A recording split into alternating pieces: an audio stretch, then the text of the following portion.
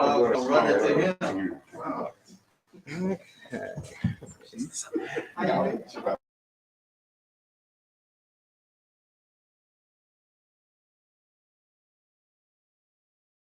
Just literally had it. You're still in Atlanta, right? Just, I was in here till Thursday. What are you doing tomorrow, by the way? You just after Michael's birthday? Oh, yeah, they're gonna do something. Oh, okay. I have to do a speech tomorrow night too. What time?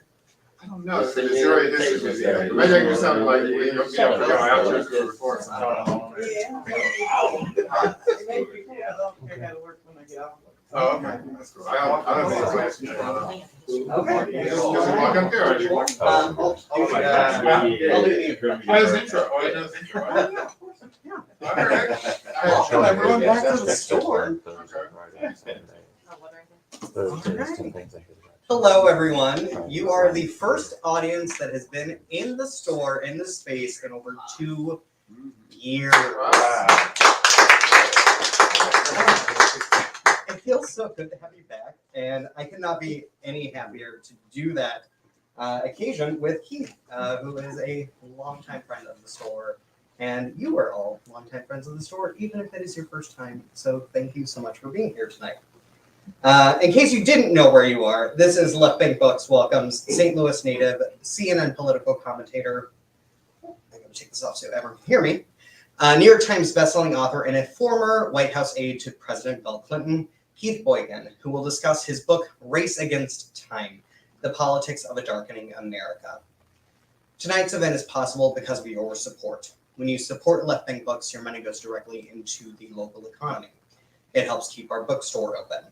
It helps keep the streets paved, which if you have been around St. Louis and seen the potholes, you would know that if you shopped, well, if, let's say other people, you all shop here all the time.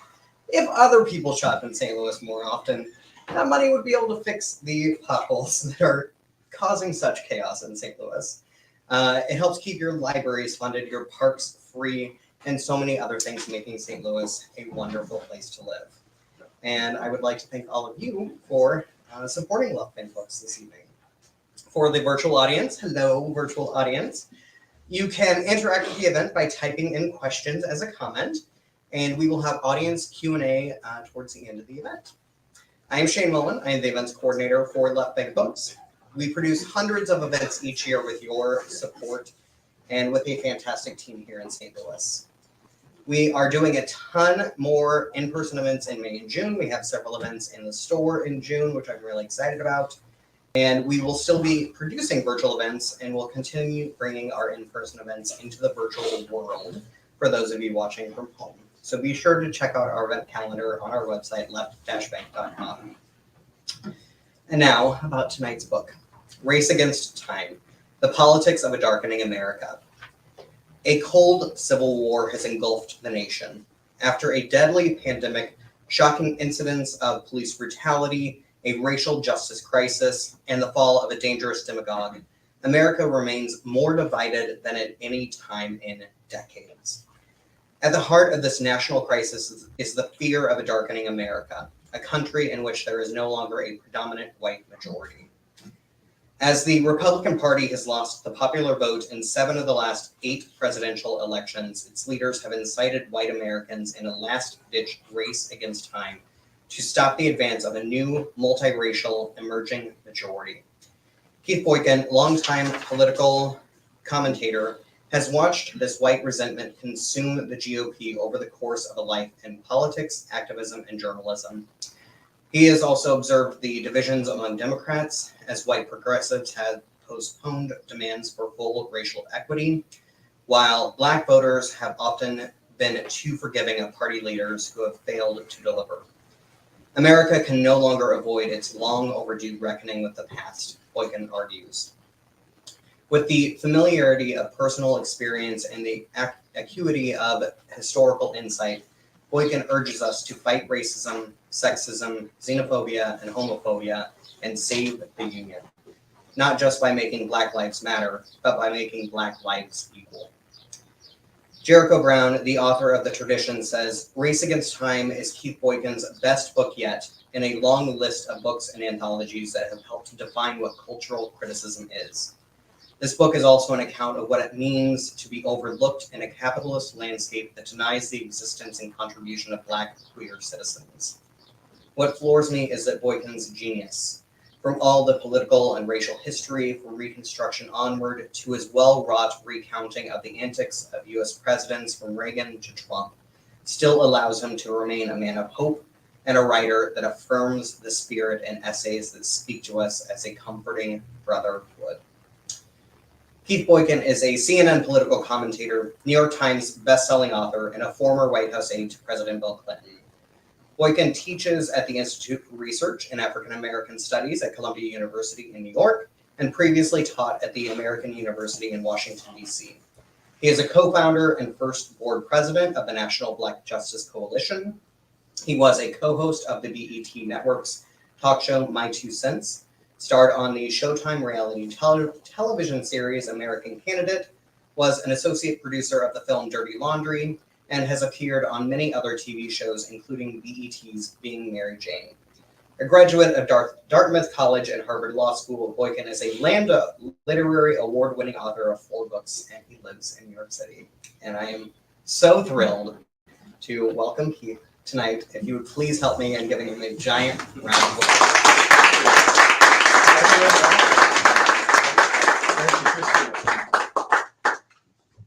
Thank you very much, Shane. I appreciate that introduction.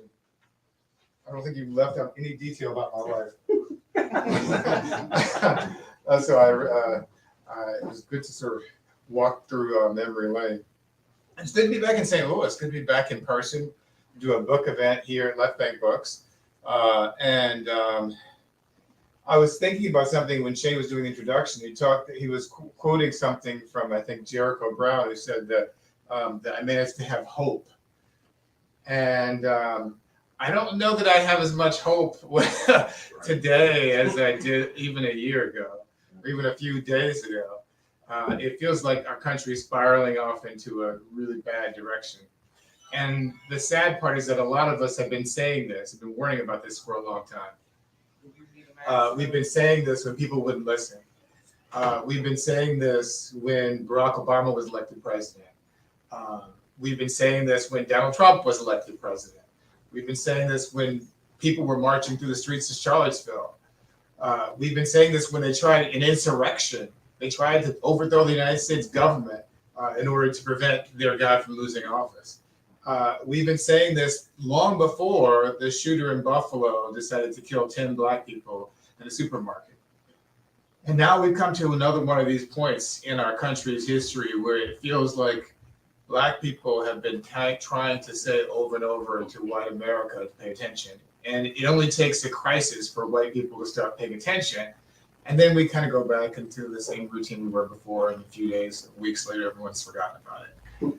So the question is, how do we get out of that pattern? How do we stop forgetting about this? So this book was originally written in 2020, at the end of 2020, the beginning of 2021.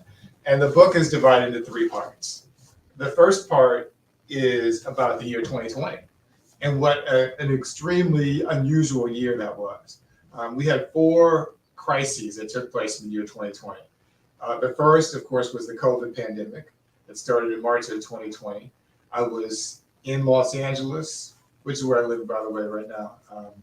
I was in Los Angeles, and I went to visit my mom in Texas a few days before COVID hit, and my stepfather passed away on March 10th,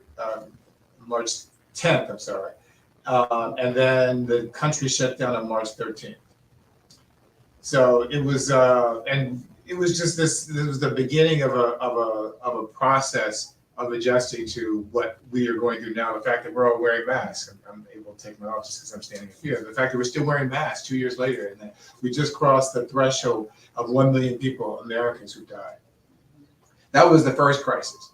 The second crisis was the economic crisis. So we had tens of millions of people who lost their jobs overnight, who got laid off, who couldn't work, who couldn't go to their jobs. This enormous dislocation, economic dislocation in our society, which created homelessness and other kinds of social problems in a lot of our major cities. people getting evicted from their homes and so forth. Then we had a third crisis, which took place right after Memorial Day. I actually started on Memorial Day when George Floyd was murdered in Minneapolis. And we had a racial justice crisis where we had the largest civil rights movement in our country's history, larger protest movement than anything took place even in the 1960s. And then that led to the fourth crisis. Just a few days after George Floyd was murdered, the fourth crisis began, which was a crisis of democracy. And that was essentially because people were protesting and upset about this lack of justice. And instead of responding to the crisis, they decided to police the crisis. They decided to criminalize and demonize the people who were protesting. And so we had the president of the United States actually ordering federal troops to fire tear gas on peaceful protesters outside the White House, leading to more demonstrations throughout the summer, including a protest here in St. Louis, where we had a white couple brandishing guns outside their homes just because Black Lives Matter protesters were marching by on the way to the mayor's home. And we have other incidents going on all the way up until the election day and after the election, when the president of the United States refuses to accept the results of the election, inevitably leading to the final straw, if you will, the insurrection at the Capitol. So those were the four crises that took place that basically started in 2020.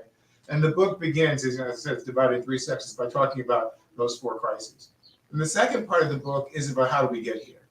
Because a lot of people think, well, this all started with Trump, or all started with Obama. It started long before that. It started with the beginning of this country. It's been like this from the beginning. It bothers me. I think I posted something about this on Twitter today. I've been a Democrat my entire life, so I'm not trying to hide my political party or affiliation, but it bothers me when I see people, including our Democratic president, as he said today, make the statement that this is not who we are as Americans. And politicians always do this. I mean, even Barack Obama would say the same thing. And I love Barack Obama, went to law school with Barack Obama. But this idea that politicians have to continue to say that this is not who we are. And we all know this is who we are. This is who we have been since the beginning. We had a civil war in this country over the issue of race. We had a civil rights struggle in this country over the issue of race. We had people actually firebombing and attacking churches in the South because of the issue of race. German shepherds attacking young Black kids in the South because of the issue of race. Police chiefs and fire captains directing their water hoses at young Black kids because of the issue of race in this country. In my lifetime, I was born at a segregated hospital here in St. Louis, Missouri. Homer G. Phillips Hospital, which is no longer here. And on my birth certificate, it identifies me as Negro. Our country is built on race. So it's always fascinating to me when I hear people say to me, well, why does everything have to be about race? Because we created a society, I didn't create it, but white America created a society that's based on race. And when other people simply try to point that out, it becomes an issue because we don't really want to deal with that until there's a crisis. And we've had so many crises. So that second part of the book goes back and traces the history from the beginning to the present. And then the third part of the book is about what do we do next? How do we go forward? We know we have a problem. What are we going to do to solve the problem? So I propose three solutions in moving forward. The first is atonement. And this is a responsibility for white America to atone for the past, to take steps to make amends for the past. Not simply just saying, yes, it happened and moving on, but taking affirmative action, if you will, to do something about it. I don't know how many of you saw the video recently of the white Lyft driver. Anybody see that recently? There's a video on the internet. There's a white Lyft driver who picks up a white couple in Pennsylvania just a few days ago. And as soon as the white woman gets into the car, she says to the white Lyft driver, "Oh my God, you're an actual white person. I can't believe it. And you speak English? This is amazing." And the Lyft driver is shocked by this, and he says to the woman, "What did you just say?" Because he's not sure he actually heard her. And she repeats herself, confident that there's nothing wrong with what she just said. And the driver, once he's clear that this is what she says, tells her to get out of the car, her and her partner, her male partner. And they're shocked that the driver tells them to do this.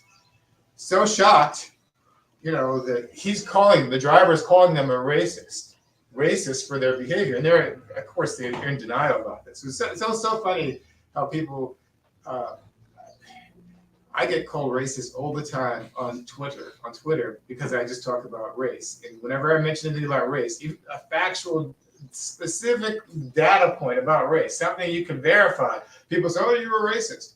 And the last person who said this to me on Twitter, it's just some random person. I think she had like 20 followers, but I just had to go look at her page just to you can do the search function on Twitter and see what else that people have posted. So I just searched who else she called racist.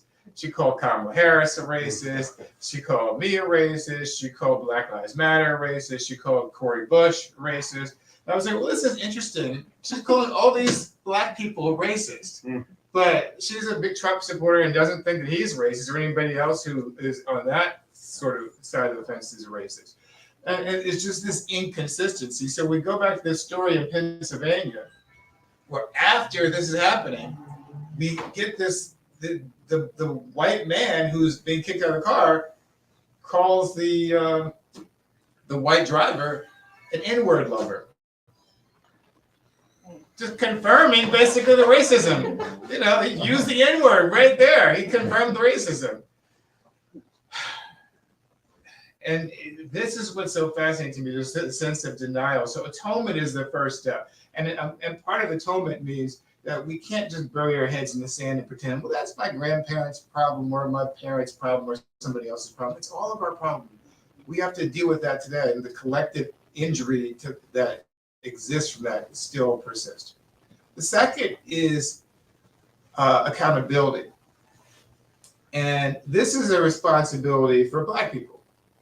And by that I mean we have to do a better job of holding our own leaders accountable. And I say this whether they're Black or white, Democrat or Republican. I think what happens for us oftentimes is that we start to believe that because somebody's on our team, we don't necessarily hold them to as high a standard as we could. And I'll go back to President Obama, who I think was probably the best president in my lifetime. But I will say this about President Obama: he didn't really push an agenda for Black people. But he said specifically he wasn't elected to be president of Black America; he was elected to be president of America. And I think for many of us in the Black community, we didn't push him to push an agenda for Black people because we were just happy to have a Black president. That was enough for us, and that was important. Yes, it was symbolically important, but we also, I think, missed an opportunity. One of the examples I always point to is when Barack Obama appointed Merrick Garland, or nominated Merrick Garland to the Supreme Court. And I didn't understand that decision. It was an election year, as 2016. The Republicans wouldn't let Merrick Garland even have a hearing. A lot of people I knew were suggesting, including myself, that it would have been better if he had nominated a Black woman, a progressive Black woman, because even if that person didn't get a hearing, it would have motivated Black people and Black women in particular to show up to vote for Hillary Clinton because they would understand what's at stake in the election. But having another old moderate white guy as a nominee for Supreme Court, it didn't really motivate anybody to do anything. And that was part of the problem. And I think you see the difference. You can see how Ketanji Brown Jackson, how the reaction to her has been so much more positive than it was to Merrick Garland. Now, when you see what Merrick Garland is doing in the Justice Department, he's not necessarily inspired that he would have been a very aggressive Supreme Court justice either. So, again, this idea of accountability is important. And I think it comes into play even with President Biden, because Black voters are the most loyal constituency of the Democratic Party. We have been for decades now, since the 1960s. And the reality is Joe Biden wouldn't be president without Black voters. If you look at the statistics, Joe Biden, I know Joe Biden going back to the 1980s because I'm old and I worked in the campaign in 1988 for Michael Dukakis, who's running for president. Most people probably don't even remember or know. But I worked for Michael Dukakis' campaign in 1988, and Joe Biden was running for president in 1988. And our campaign pushed him out of the campaign, basically. We produced an attack video, what was called an attack video. at that time was really minor compared to what happens in politics today. We distributed an attack video showing that Joe Biden had plagiarized somebody else's words. And because of that, Joe Biden ended up dropping out of the campaign in 1988, before he even had a chance to compete, really. And then he ran again for president in 2008, and he didn't do well then either. He ran for president again in 2020, and he wasn't doing particularly well in Iowa and New Hampshire. He didn't win Iowa, didn't win New Hampshire, didn't win Nevada. Went through 3 primaries, and after 3 different times of running for president, the very first time he won a presidential primary in his entire career, his entire life, was when? In South Carolina in February of 2020, on the last day, February 29th, the last day of Black History Month, because of Black voters in South Carolina. They rescued his campaign. If it hadn't been for that, Joe Biden wouldn't even be president right now. He wouldn't have won the nomination, but Black voters saved his campaign, and Black voters were the most loyal constituency for his campaign in the election as well. But the problem is that once even sympathetic candidates get in office, they don't necessarily deliver.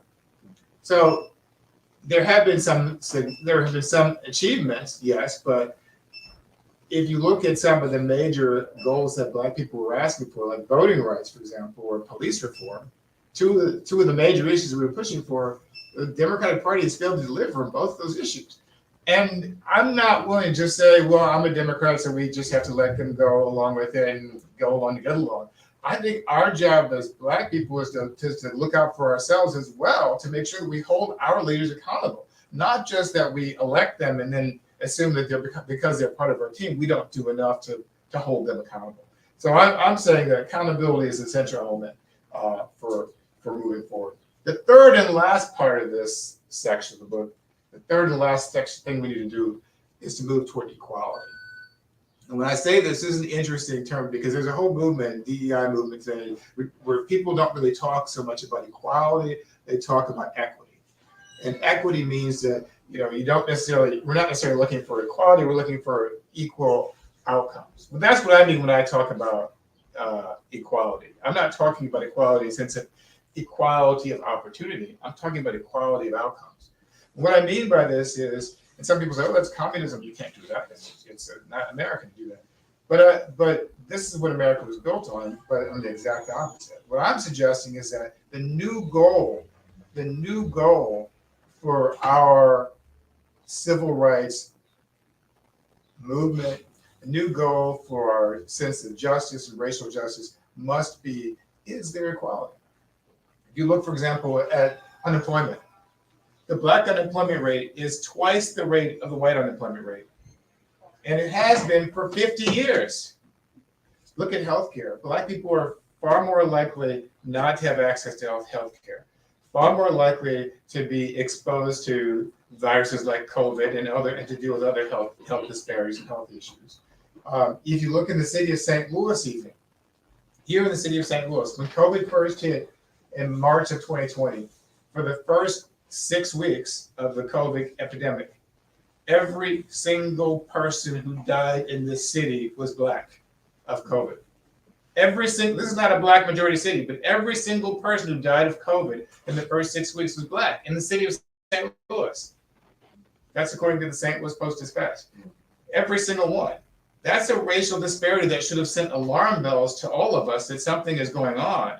But it was precisely because of that racial disparity that at a certain point, white America decided that this didn't affect them and decided to move on. And that's part of the reason why we have to address the issue of equality. One of those people who died of COVID early on was Velma Moody, who I'm not sure if all of you know, but she was the sister of Congresswoman Maxine Waters. Maxine Waters is from St. Louis. And her sister died here of COVID early on in the epidemic as well. And she, like every single person who died of COVID in the city in the first few weeks, was African American. That should have told us something from the beginning. If you look at educational issues, there's disparity there, Black and white disparity. If you look at environmental issues, criminal justice issues, on every single indicator, Black people and white people have different outcomes. And so what I'm suggesting is that the only way we're ever going to resolve these problems is by assuming that you can't have different outcomes. If you assume people are equal, you can't have different outcomes unless there's something creating the outcome. And that something is clearly racism and white supremacy.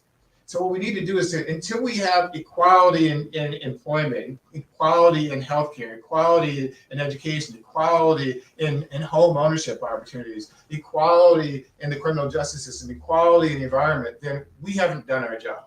So our job is to keep moving until we reach the goal of equality. So that's essentially what this book is about. Those are the main points. It's three points. 2020 is the first section. The second section is about how we got here. The third section is about where we go from here next. So now that I've said that, I want to do something a little different since I'm in St. Louis, and a large part of the book takes place in St. Louis. I want to read a little section of the book. It's actually a significant section because I don't want to read a whole lot at one time because I know that bores people. So I want to read a paragraph and then talk, and then read a paragraph and then talk, and read a paragraph and talk. So I'm going to read a first paragraph, which if you have the book, this is from chapter 3, The Never-Ending Civil War on page 49. And here we go. Aside from good barbecue, the Gateway Arch, and the Cardinals, there were few things in my youth that gave Black St. Louisans as much pride as Homer G. Phillips Hospital, Sumner High School, and the annual Annie Malone May Day Parade. I was born in the hospital exactly 2 months before the Gateway Arch was completed, and would have attended the high school had my family not moved. I also participated in the parade for several years, performing motorcycle stunts with the Black Shriners Youth Group on a Harley Davidson built for kids. But despite my personal connection, I spent the first 15 years of my life in St. Louis never fully understanding why these Black institutions were so revered. I just want to stop there. I'm sort of laughing to myself because I'm thinking there's only one person in this room who probably knows about the Harley Davidson, my cousin Rochelle. I had this little red Harley Davidson. I don't know if you ever saw it. You must have seen it, right? Yes. I used to have this little red helmet and a red jumpsuit and a red scarf, and I used to wear this. My grandmother, Doris Jackson, rest her soul, she put me in the Shriners and had me wearing this costume, in the Shriner, in the little Shriners parade, the Annie Malone Day parade. And it was such a fun experience. Whenever I think about St. Louis, I always think about those things. Like I said, barbecue, the Arch, the Cardinals. I remember my great grandfather, Papa, used to sit in his lazy boy recliner and spit out tobacco into the can next to his chair and listen to the Cardinals on the radio on KMOX radio. It was just one of those things that reminds me of St. Louis. Whenever I think about the Cardinals, I can't help but think about that. But anyway, that's the first paragraph. So now I'll read the next one. I grew up never being told that the hospital name on my birth certificate belonged to a Black lawyer born in post-Reconstruction Missouri in 1880. Even in my 20s and 30s, when I lived in Washington, D.C., I had no idea that Homer G. Phillips had lived just a mile away from me when he attended Howard University Law School nearly a century earlier. He lived in the home of poet Paul Laurence Dunbar.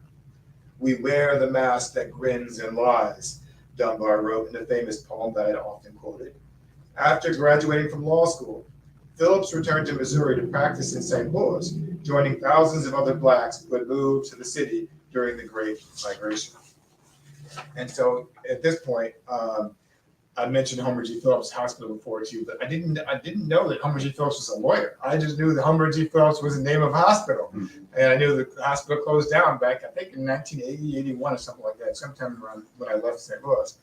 And it was a segregated hospital for many, many years. And it was named after this famous Black lawyer who I just, for some reason, didn't know anything about the whole time I lived here. And there's so much of that history of St. Louis that I felt like I didn't know about when I lived here and had to learn about later on. I'm not sure if I can remember if I wrote about this. And one of those instances was about the VP fair, the Veil Prophet Fair. And I didn't know anything about the Veil Prophet Fair until my Aunt Dolores mentioned it to me one time. And it was happening, I think it was downtown in the riverfront under the Arch. And I mentioned that I wanted to go. And she told me that it wasn't a welcome place for Black people. I didn't know that. That wasn't something that even crossed my mind. I just thought, hey, I want to go to this fair or whatever. I didn't know what the Veil Prophet Fair was. And I discovered some sort of the history about it. And then there was a big controversy, I think, here in the city recently about the BP ball or something like that. But in any event, there's a lot of history in St. Louis that I was just sort of digging up and uncovering after I left the city. And that was part of it. So anyway, here's the next part. One summer night in 1917, across the Mississippi River from the St. Louis courthouse, where Dred Scott had sued for his freedom from slavery 70 years earlier, howling screams and piercing gunshots could be heard. White men, already angry at what the St. Louis Post-Dispatch called an influx of Negro laborers from the South taking jobs in industrial plants, began attacking Black people. "Get a nigger," a reporter from the paper heard them yell. Black residents were pulled from streetcars, burned out of their homes, stoned in the streets, and hanged in broad daylight, the paper reported. As one Black man emerged from a burning building, the mob yelled, "Get him!" A man in the crowd clubbed his revolver and stuck the Negro in the face with it, according to an account in the St. Louis Republic. Another dashed an iron bolt between the Negro's eyes. Still another stood near and battered him with a rock. After the man fell to the ground, a girl stepped up and struck the bleeding man with her foot. The blood spurted onto her stockings, and men laughed and grunted. Little girl, there's a little girl. After these men, grown men, are attacking this Black man in the streets, right across the river in East St. Louis, little girl comes and steps on this Black man, and they just laugh. This happened. This happened here. This happened here. And these are our ancestors, or some of our ancestors. In another moment of violence, 3 white men came upon a Black man lying in a gutter after dark on 4th Street near Broadway. They flashed a lamp in his face and discovered he was still breathing, the Post-Dispatch reported. "Look at that," one man exclaimed. "Not dead yet." Each of the 3 men then fired a bullet into the dying man's head, put their revolvers back into their pockets, and went on. Just casually murdered Black people on the street. Sounds familiar to what we're seeing in Buffalo and places all across the country, in Charleston, just casually dismissing the significance of human life. Throughout the massacre, and the cause of it is so significant, so similar too. So the whole idea, remember this whole idea of replacement theory, which people are talking about right now, that Black and brown people are replacing white Americans, that they're bringing in immigrants to replace white Americans. That's what they're saying on Fox News right now. That's what's motivating this guy in Buffalo. This is what was happening in 1917, 100 years ago. This guy is saying in this message essentially the same thing.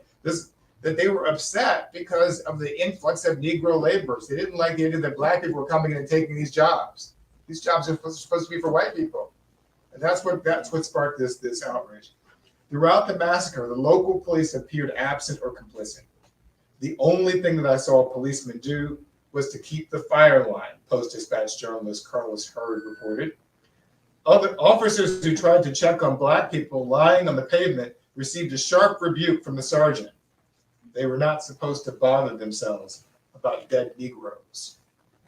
So here there are people who are dying, and a police officer tries to help them, and another officer, a sergeant, says, "Don't worry about them. The only job you have is make sure the fire doesn't spread to causing damage to property." Once again, we're seeing this again in our culture today, the emphasis of the protection of property over people. And this is what's being reflected in this. When the massacre ended after 3 days, more than 6,000 Black residents of East St. Louis had been forced to leave their homes. At least 100 were killed, and numerous others were wounded and injured. Outraged African Americans protested as far away as New York City, and W.E.B. Du Bois and James Weldon Johnson marched with hundreds of other Blacks in a silent demonstration down Manhattan's Fifth Avenue. More than 140 people, mostly white, were charged for their role in the race massacre. including East St. Louis Mayor Fred Mollman, although the charges against him were dropped. A few blacks were also charged, and it was attorney Homer G. Phillips who defended them. Phillips was a prominent member of the Republican Party. It's important to note because this is a different Republican Party than what we have today. He was a prominent member of the Republican Party, like most politically active African Americans at that time. And he went on to run for Congress after the East St. Louis cases. He also co-founded the Mound City Bar Association. Are you remember the Mound City Bar Association? I thought it would be this Donnell in the back there. The Mound City Bar Association, the first black bar association west of the Mississippi River, and was elected president of the National Bar Association, the oldest and largest national network of predominantly black attorneys and judges. Then one morning in 1931, while he read a newspaper and waited for a streetcar to take him to work, Homer G. Phillips was shot and killed. He died before he could see the results of a major development project that he worked on with other African American leaders, a hospital for black St. Louisans. A generation later, I was born in that hospital, which had been named in his honor. So I just wanted to read that section because I felt like it was an important sort of introduction to that. I also talk about other things in here about the Annie Malone Day Parade and Sumner High School as well. I feel like I just want to read this one part about Sumner High School because it's my mom's school and just I didn't know a lot of this history, but my mom used to tell me stuff about it, so I'll just read this paragraph.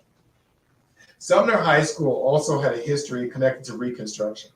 Opened in 1875, just 10 years after the Civil War ended, it was the first black high school west of the Mississippi River. The school's name was a tribute to the famed Northern abolitionist and prominent white Republican senator who fought against slavery and supported the 13th, 14th, and 15th Amendments, giving freedom, citizenship, and voting rights to African Americans. It was a compelling story that seemed to merit recognition by a black public school in Missouri. But the deeper story of Sumner, like the story of America itself, was a story of disappointing racial compromise and willingness to sacrifice the needs of African Americans for partisan political expediency. And actually, that was not the part I was trying to read. I can't remember the part. I was trying to remember the part where all the names of the famous people who went to Sumner High School was, but I can't remember where it is. But I know it's in here somewhere. But anyway, but my mom used to always tell me that all the famous people who went to Sumner High School. Arthur Ashe and Tina Turner and Grace Bumpy and Julius Hunter and Dick Gregory, I think. So many people who went to Sumner High School. And it was just this rich history that. I'm not so famous. What's that? So I'm not so famous. Yeah, here, graduate Sumner High School. Okay, all right. Yeah, so anyway, I just wanted to share those big quick passages for you. And I don't want to take up all the time. I want to have a conversation with you and see what you want to talk about. But I just want to finish by saying this. I don't know where we are in our country right now, but like I said at the beginning, I'm not as hopeful as I was just a few months ago.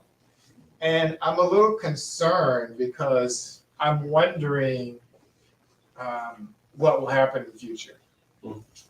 I believe we're at a pivotal point. I don't believe, as some people do, that things are just going to get better because all the old people are just going to die off and the races and all that. It doesn't look that way. They're training their kids to follow in their footsteps. Where does an 18-year-old learn the idea that white replacement theory is something they have to be concerned about? So yes, the older people are dying off, but there's a whole new generation of people. The people who were storming the Capitol insurrection, they weren't 70 and 80 years old. They were people in their 20s and 30s and 40s. And so this notion that somehow time is going to heal all wounds is a mistake. Dr. King warned us about that. He said time is neutral. It can be used either constructively or destructively. So I think the choice is really for our country to make, what are we going to do about this? We can continue to go through these cycles of crises where we all throw up our hands and pretend that this is something we're concerned about and go back to our business as we have been doing for 200 some odd years.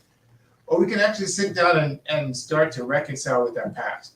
Now, they did this in South Africa in the 1990s, after decades of apartheid and racism, when the African National Congress took over and Nelson Mandela became president. They didn't just move on, as we tried to do in our country. They went back and said, we're going to have an actual Truth and Reconciliation Commission. They went and investigated everything that they could find, all the documented evidence of what had happened. They dug it up so they could have a truthful conversation about the country's history.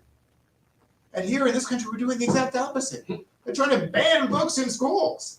They're trying to prevent teachings about anything that deals with race. In the state of Florida, Ron DeSantis, the governor of Florida, has actually signed a law making it a crime to teach anything in a public school that might make white people feel uncomfortable. This is in 2022. This is happening. So I'm not at all confident that things are going to move forward in a positive direction. The last reason why I'm not confident is because something happened just a week or two ago. The U.S. Supreme Court decided to, apparently, to reverse the 50-year-old decision in Roe versus Wade on abortion. And I know people might say, well, some people might think, well, this doesn't affect me if I'm not a woman or I'm not childbearing age. But the reality is it affects everyone because the logic the Supreme Court used is troubling for two reasons. One, because they're striking at the right to privacy and saying essentially that doesn't exist in the Constitution, so we don't necessarily honor it. Second is because women are the majority of the population. If the Supreme Court, with the complicity of one woman, if the Supreme Court can take away the rights of the majority of the population, what's to stop them taking away voting rights or civil rights or any number of LGBTQ rights or any number of other rights that people are immigrant rights, any number of other rights people are concerned about? Where does it stop? We even had a member of the United States Senate just last month say that he thought that the Supreme Court decision in 1967, the Loving versus Virginia decision that legalized interracial marriage, that was wrong. A Republican member of the United States Senate from Utah, Mike Braun, said that it was wrong for the Supreme Court to allow legal interracial marriages. This is happening in 2022. And so I think what's going on is that we were lulled into silence over the course of the past, 5 decades. I think after the civil rights movement, we thought, things are going to get better. We elected a black president. We're on a good path. But then Trump came along and reminded us that we're just a step away from chaos or civil war, a step away from retreating back into where we were. And all that stuff was there all along. It never went away. It's just that people became more subtle about saying it. And then suddenly they had a president who emboldened them and gave them a license to go and say it in public. And that's where we are today. Because even though that president isn't in office, his supporters still remain. After everything we saw with that president, after all the racism, sexism, bigotry, and all the corruption and craziness and chaos, 74 million people still went to the polls and voted for him. The majority of white Americans voted for him in both elections. And that's the other thing that people forget. When they say, well, we elected Obama. Well, the majority of white people did not vote for Barack Obama in either election. And this is the final thing. No Democratic candidate for president has won the white vote. No Democratic candidate for president has won the white vote since 1964, when Democratic President Lyndon Johnson signed the Civil Rights Act. Not Jimmy Carter, not Bill Clinton, definitely not Barack Obama or Joe Biden. No Democratic candidate has won the white vote. And here's the other thing about this. Democrats have won the popular vote in 7 of the last 8 presidential elections. Even though they control no power, they've won the popular vote in 7 of the last 8 presidential elections. So what does that mean? If you see that one party is almost entirely represented by white people, the Republican Party, and the other party is winning the majority of the votes in the most recent elections, you can see where the direction of the country is going. And that's what's so concerning to them. They're afraid that they're about to lose their power. They're afraid that things are about to change. The Census Bureau reported back in 2015, 3 months before Donald Trump announced his campaign, they reported that white Americans will no longer be the majority of this country by 2044. And that's been the one thing that has frightened people from the beginning. They're afraid of this change. Mm-hmm. They're afraid that we've had now a black president, we had a black vice president, we soon have a black Supreme Court justice. We had a woman who ran for president, got more votes than the white guy who defeated her. We have marriage equality in 50 states. We have Asian American population, which is the fastest growing segment of the country. We also have in 5 states, Hispanic Latino population will be the majority of the population in 5 states in the next 3 decades, mostly Western states. They're afraid. They see what's going on. They don't want District of Columbia to become a state because they know there's going to be 2 more Democratic votes. They don't want to change the inequity in the system. The fact that I live in California now, which has 39 million people, and we only have 2 U.S. senators, but North Dakota and South Dakota, 2 tiny little states where they're overwhelmingly white with only 1.5 million people, have 4 senators. That's just patently unfair. And guess what? This is what makes me so scared about the future. Guess what? You can't change it. That's the one thing in the Constitution that you cannot change. The Constitution specifically prohibits. Article 5 of the Constitution says you cannot change the structure of the United States Senate. So it's inevitably anti-democratic. So I don't know how we get out of this situation in some sort of peaceful way if people don't change their ways or find a way to completely change the system, which is not allowed in the Constitution. We have some sort of non-peaceful revolution, and that's sadly where I think we are right now. I think that we're going to continue to kick the can down the road, continue to avoid the problems, continue to deflect. We'll be on another controversy in the next few weeks until we reach the boiling point and it's too late. I just hope we don't wait until it's too late. So that's a very pessimistic tone to end on. So let me just stop. But I'll end. But I'll read the final paragraph of the book because it is actually optimistic. So you don't think that I'm just a pessimist. Oh my God, it's so negative with everything. Yeah. All right. So this is the last paragraph of the book, page 285. This work will not be easy, but I find inspiration in the poetry of 3 Black women. The first, Audre Lorde, reminds me, when I dare to be powerful, to use my strength in the service of my vision, then it becomes less and less important whether I am afraid. The second, June Jordan, tells us, we are the ones we have been waiting for. The third, Amanda Gorman, shares this truth. There is always light, if only we're brave enough to see it. If only we're brave enough to be it. Thank you.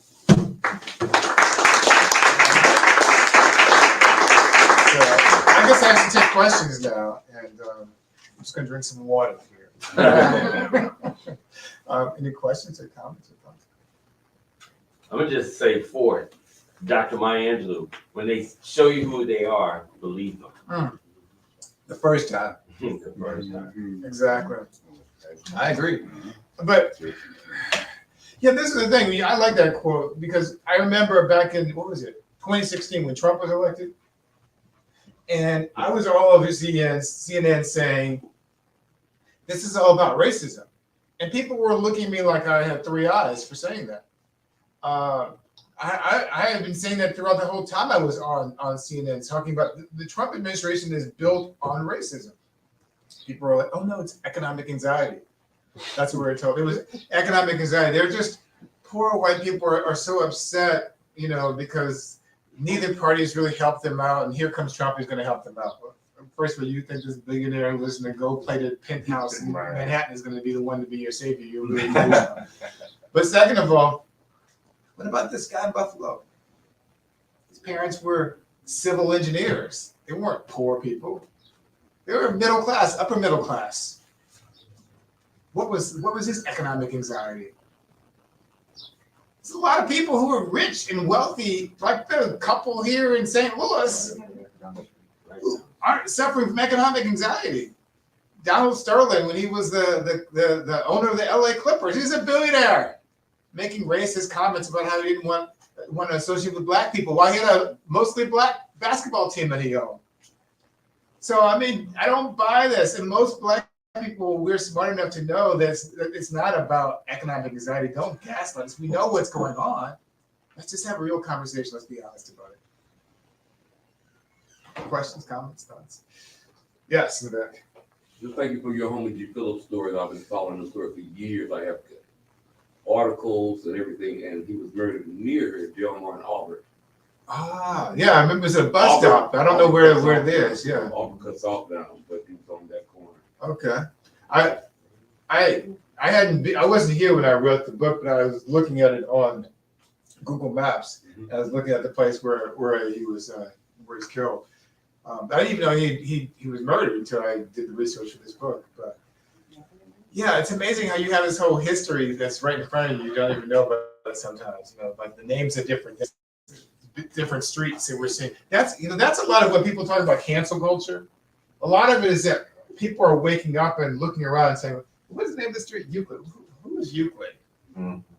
We should find out who this person is. Why does this person have a name on this street?" And then we find out, oh, this person was actually a racist from the 1860s or something like that. I'm not saying that 'cause I don't know who Euclid is, honestly. But I mean, we're discovering things and we're asking people to acknowledge that, and people don't want to acknowledge it. So that's what's happening. That's and a lot of the history has been buried. Yes. And further, that the men were caught who killed him, and then they were lack of better in this thing. No, they didn't even get. Wow. 2 black men were hired. They were hired. Yeah. Who hired them? Well, there's another dealing with. Well, I mean, we just He saw was last. over a case, and he was over a case, and they thought they would kill him before he would do that. We just saw last year, or was it this year, that the people who were charged with murdering Malcolm X, we discovered that they were actually not involved in it. Somehow the FBI has released new evidence, or Justice Department has released new evidence. They were just 50 some odd years later, and they're just now saying this. So, there's a lot of information out there that we don't know. We know that organizations like the COINTELPRO back in the 1950s and 60s were used to infiltrate black organizations to try to make them appear that they were involved in things they weren't necessarily involved with. There's a lot of underground, I don't even know how to describe it, but underground activity in terms of mischaracterizing protest organizations, and civil justice groups in the past. Yes, social justice, not civil justice, yes. How old is our Constitution? How old is our Constitution? Well, that's a good question. I wish if I were better at math, I could be able to answer that question. But it was 1787, September 1787. And this is also it's funny because I should know this, I used to teach constitutional law. But it was I think it was ratified in 1787, but it wasn't. I think it was signed in 1787, but it wasn't officially ratified until sometime later, like 1788. Which is really weird because it has there's 3 different dates in the Constitution because it wasn't all at one time. But the reason why we all know July 4th, 1776 was every day was a day when the Declaration of Independence was signed, even though it wasn't all signed one day. But the Constitution has so many different dates because they had to go through a different process. But anyway, the point you're asking is it's 200 some odd years, 240 some odd years. And so it needs to change as a whole for all. And it's 200 and some years old now. I agree. We're in a different place. And the thing is, the strange thing is, somebody who would agree with you on that is Thomas Jefferson. Who's as ironic to say that because he was a white slave owner who also raped his black slave, Sally Hemings. But Thomas Jefferson wrote, if you go to the Jefferson Memorial, you can see his words here inscribed in the Jefferson Memorial in Washington, D.C., that you would not want a man to wear the clothes of a boy as an adult any more than you want a country to be guided by the rules of the past. And so he essentially agreed with the idea that the country should evolve and the institutions should change. Thomas Jefferson didn't write the Declaration of Independence. Didn't write the Constitution. He wrote the Declaration of Independence, which is significant because the problem with the Constitution is that, as I said, there's no way to change the United States Senate. That's the one thing you can't change in the Constitution. There's an amendment process that tells you how to change everything else except that. That's the one thing you can't change. And so that becomes a problem. We could change the Electoral College. I mean, it'd be hard to do it because people don't want to change it, but that needs to be changed.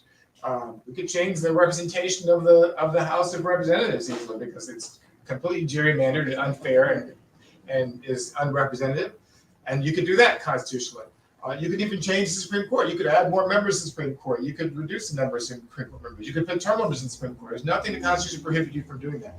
But the one thing you can't change in the Constitution is the composition of the Senate.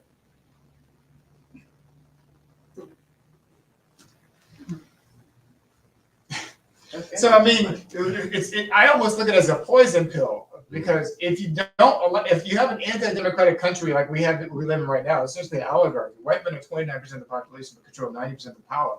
If you have a situation where we have an unequal, undemocratic system of government, and you don't have a safety valve for people to sort of let off their steam and to resolve the problems, then how do you get out of that situation? How do we resolve that? Or maybe people will just on their own one day decide that we don't want to be in an unfair and inequitable, unjust society, and decide to change things without having to go through some sort of constitutional convention. I don't think that's ever going to happen.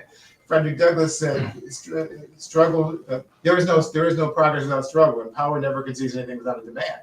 So I don't know. I guess what's so strange and sad about this is the book came out in September. And I was really positive when I started this book. And even though, like I said, the last paragraph of the book is very positive. It's like, yes, I know there's bad forces out there, but the good forces can overwhelm them. And then I started to go in this in the negative direction. The first thing that happened to me was, it was in October, a month after the book came out. And I was doing a podcast with Michael Steele, who was the chairman of the Republican National Committee, the first and only Black chairman of the Republican National Committee. And I mentioned there's a part in the book where I say that we need more Black people to join the Republican Party, which is kind of strange for me to say, because we need to change the party. And Michael Steele, the Black former chair of the Republican National Committee, tells me, nope, too late, never going to happen. It's not worth your time. It's dead. This is the Black chair of the Republican National Committee telling me this. If he's saying this, and I'm trying to be optimistic, then what reason do I have to be optimistic about any change happening? Then you have the Supreme Court and Buffalo and so many other things happening, the lack of any sort of accountability for what took place in the insurrection. It's hard to stay positive in this situation. And so I'm looking for some optimism. I'm looking for some hopeful sign, looking for some indication that things can change without getting to a point where it becomes a crisis. What happens if Trump runs again in 2024 and wins? What happens if Ron DeSantis runs in 2024 and he decides in order to be elected, he has to be more Trump than Trump? And the difference, or Josh Hawley, and the difference between Ron DeSantis and Josh Hawley is that and Trump is that they're not dumb. Trump is an idiot. He had no knowledge about how government should run. If he did, he could have taken over the country. We could be living in a dictatorship, but he didn't understand how it worked. Josh Hawley and Ron DeSantis aren't dumb. And I think they could easily win an election and begin a whole different process. And there's a group of people who want dictatorship, who want authoritarianism. There are polls that have been conducted recently that said that a significant number of Republicans believe that violence might even be necessary to make things change in our country. Mm. So, yeah. I have a question. He's at J school. He doesn't know I'm asking this about him, but he's Hispanic. I'm Hispanic. Okay. What's it like when you are a minority? I'm sure CNN is predominantly white, Yeah. and let's face it, Not immigration. white. Yeah, I'm not saying he's going to work for CNN, but what happens when those immigration stories come up and you feel one way? What is that like when those stories come up and they're personal and you're hearing people say things that are questionable, like Trump not being racist? How do you navigate that space? Well, I guess CNN is a sort of interesting example because there's the internal in CNN and there's the external, the people you see on TV. Mm-hmm. And those people, they're all over the map. I never understood when people say that CNN is liberal or conservative. I don't think it's either one. I think it's really interested in money more than anything else. It's a business like any other business. They're trying to make money, trying to get people to watch, get eyeballs. So they have people on CNN who are Democrats and and Republicans. There are people who are liberals and conservatives. There are people all over the map, and they get criticized for that too. But I don't feel like you could easily say, I don't even work for CNN anymore. I left there in January, so I have no connection with CNN. I'm not saying this because somebody, whatever. I don't care. I think they've made a number of mistakes, including CNN Plus, which was a ridiculous idea. But I remember, by the way, this is an aside. I remember I probably shouldn't. I won't. Don't let this go on podcast. Should we turn off the virtual? No, that's fine. I'll say it anyway. But they were doing a test show last year for a CNN Plus show. I forgot the name of the show, but it was kind of like this political game show thing. That's how I described it. And I was on there as a guest, sort of to do this test thing, and it just seemed like I don't think this is going to be that interesting to people, but clearly it didn't work. So it was a huge multi-billion-dollar investment that went down the drain really quickly. But I mean, I could have told them. I think I could have told them that too. But in answer to your question, I don't. From my experience, I don't really experience the whole idea of people saying they disagree with me so much internally. What I experience is that people just not validating my concern about an issue, so they just won't cover it. And this is one of the things that CNN does a lot. This is one thing I will say publicly that's critical of CNN. They're really obsessed about one thing and stay focused on that one thing. Remember when that Malaysian plane crashed or disappeared? They covered that thing for 6 months and never stopped talking about it. When COVID hit, that's what pushed me off CNN. When COVID hit in March 2020, they stopped covering politics. Now it hit, mind you, right before Super Tuesday, and they didn't even talk about it. That's the biggest political day of the campaign, except for election day, and they didn't even really address it. I was off the air for nearly an entire year, for 2 years, and I was still under contract. My contract with CNN just ended in January of this year, but I was being paid essentially every month to do nothing because they were just covering COVID. And they weren't covering politics anymore. Well, that's kind of why I asked the question, because I did not watch the news at a funeral, and then I finally turned on CNN to see what was going on in Buffalo, and it was Finland for like 15 minutes, and I'm thinking, how is Finland your top story? But I'm not a journalist. Because they're in Ukraine. Ukraine is this. CNN has a focus where they will. For some reason, I feel like somebody on Fox News is going to pick this up. Should we take down the virtual event? That's fine. That's fine. I don't care. I just feel like somebody at Fox is I'm going to be like viral in a few days. I'm so sorry. CNN contributor says Fox says CNN is whatever. I'm not saying this because I think CNN is a bad network. I'm not saying it because they're unfair. I just feel like CNN is an obsessive network and singularly obsessive. When they get focused on something, they rarely kind of go beyond that. And now, when Trump was in office and he was being Trump, that was beneficial to me because they covered Trump all the time. So I was on the air every day, all the time, multiple times a day sometimes. But then when COVID hit, it was a whole different story. It's like, it's almost like Trump didn't exist except in the context of COVID, and yeah, it's the news business, and each network has its own peccadillo. Fox News is basically KKK network, CNN goes into its little rabbit holes whenever there's some story coming out. And MSNBC, is much more politically in line with where my views are, but it doesn't have as wide an audience, as some of the other networks do, like Fox. So they're all problematic. They're all based on money too, So So where do you suggest getting the news? That's a good question. I teach a course on race and media, which just ended this week in New York. And I always tell my students to get the news from multiple sources. But multiple reliable sources. I don't think, first of all, I rarely ever forward information that I see on social media unless I verify it myself. Because a lot of times people don't really know. They hear it from somebody and they pass on it over and over again. And so it doesn't take long, especially if it's something you think might not be true. It doesn't take long to do a Google search and see if there's some other articles that are saying the same thing. you know, other than, you know, my grandmother's friends, cousins, brothers, uncles said this, you know. But just look around, look for other reliable sources. I subscribe to a lot of news outlets, and I subscribe to New York Times, the Washington Post, the Wall Street Journal, and the Los Angeles Times, and the Atlantic and the St. Louis Post-Dispatch. Something else, I think I subscribe to something else. Those are the 6 major news outlets I subscribe to.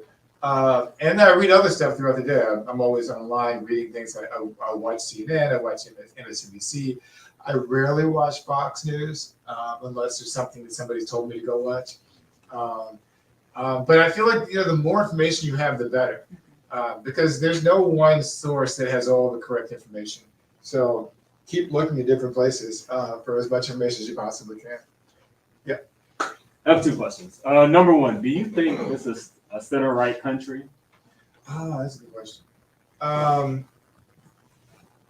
First of all, how much time do we have? I think I've been talking for a while. How much time do I have, Shay? Whatever you want to do. We can. Oh, I don't want to over. But okay, I'll take a few more questions and we'll do book side. But I don't want to like keep people here for all night. Question: is this in the right country? I don't think so, and it bothers me when I hear people say that. And part of the reason why I don't think so is like for the reason I just said. Democrats have won the popular vote in 7 of the last 8 presidential elections. That doesn't happen in the center-right country. I mean, assuming the Democratic Party is a center-left party, it wouldn't be happening. The only reason Republicans control everything is because we have an unfair anti-democratic system. I mean, Donald Trump lost the popular vote in 2 consecutive elections. George W. Bush lost the popular vote in his first election. Yet 4 of the 6 Supreme Court justices, I can't remember, 5 or 6. 5 of the 6 Supreme Court justices who were striking down the Roe versus Wade decision were appointed by those 2 presidents who didn't win the popular vote. Majority of Americans support Roe versus Wade. The majority of Americans support health care for all Americans. The majority of Americans support raising the minimum wage. The majority of Americans support gun control regulation. The majority of Americans basically support most of the major issues that Democrats believe in, but we have a structure that makes it impossible to get those things done. So I don't think that the country is center right. I think that our political structure is created to prevent change. Think about the people who created the Constitution. 55 white men, all property owners, gathered together, who believed if they didn't all believe in slavery, they certainly weren't willing to abolish it. They actually prohibited the abolition of slavery or the abolition of the importation of slaves until 1808. So you're talking about people who didn't believe that women deserved the right to vote, didn't believe that Black people were equal, people who didn't believe that Native or Indigenous people deserved equal rights, who all came from a small subset of the population who were white, male, and wealthy, making decisions for a country 240 years later. And the decisions they made were designed to perpetuate their wealth, to perpetuate their power.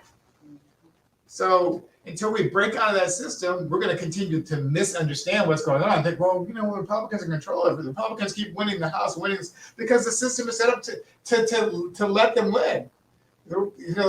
Democrats represent millions more voters than Republicans do, even in the Senate, and yet they still don't have control of the Senate. We have a 50-50 Senate. And that's still not representative of where the country is. The House isn't representative of where the country is. They're gerrymandering districts. And unfortunately, this is something Democrats and Republicans do, but here's the difference.